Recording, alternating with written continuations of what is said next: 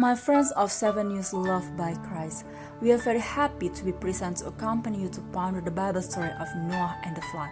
It comes from Genesis chapter 5 through 9. The Lord saw how utterly wicked people on earth had become. Every thought was only evil all the time. So God said, I will destroy from the earth the people I have created, and with them the animals, birds, and creeping things. But Noah found favor with God, for he only was righteous among the people of his day. Noah had 3 sons, Shem, Ham, and Japheth. And God said to him, I will establish my covenant with you. You will go into the ark with your wife, your sons, and their wives. God said to Noah, I am going to destroy all flesh, because the world is full of violence.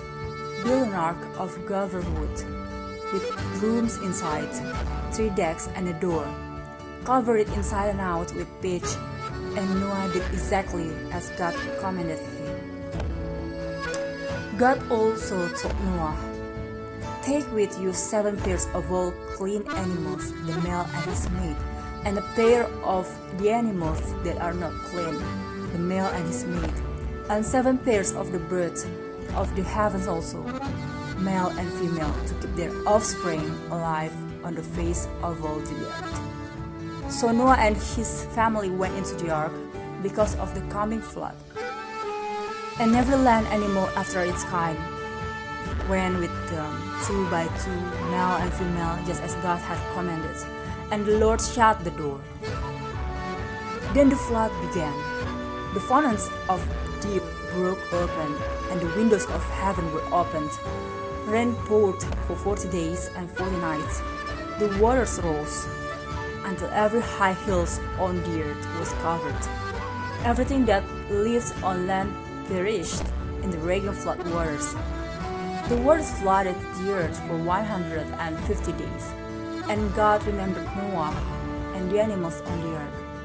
The waters receded, and the ark came to rest on the mountains of Ararat.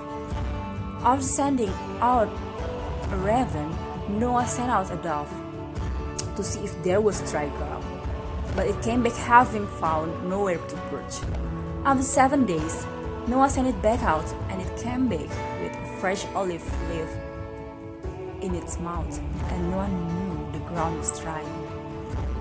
Then God told Noah, come out of the ark and bring the animals with you so they can be fruitful, multiply, and fill the earth.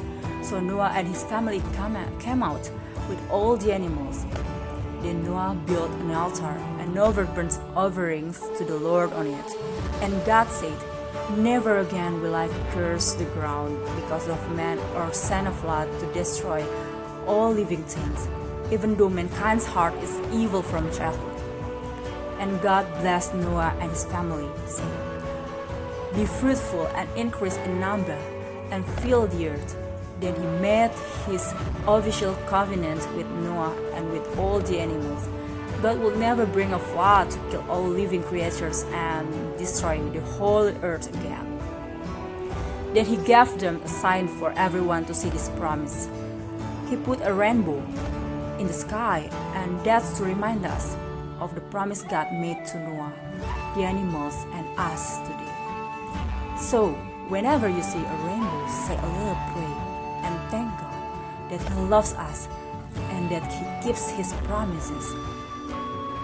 This is what the second coming will be like for an unbelieving world.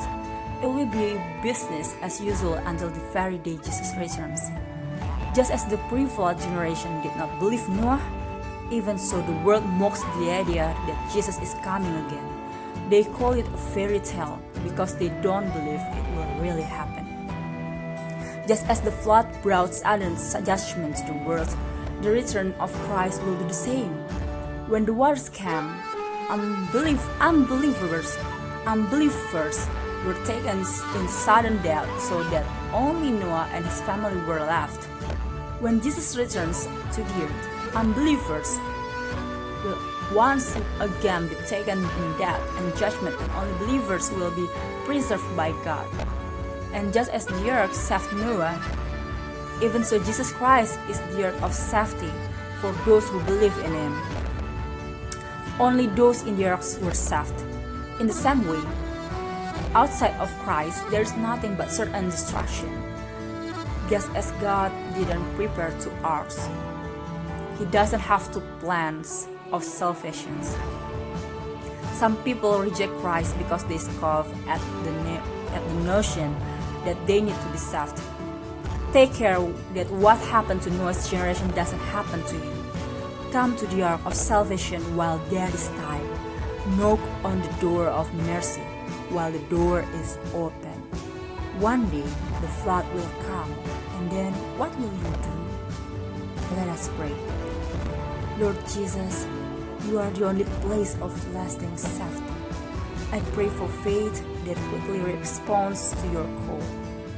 May I not trifle with lesser things when my own destiny hangs in the balance.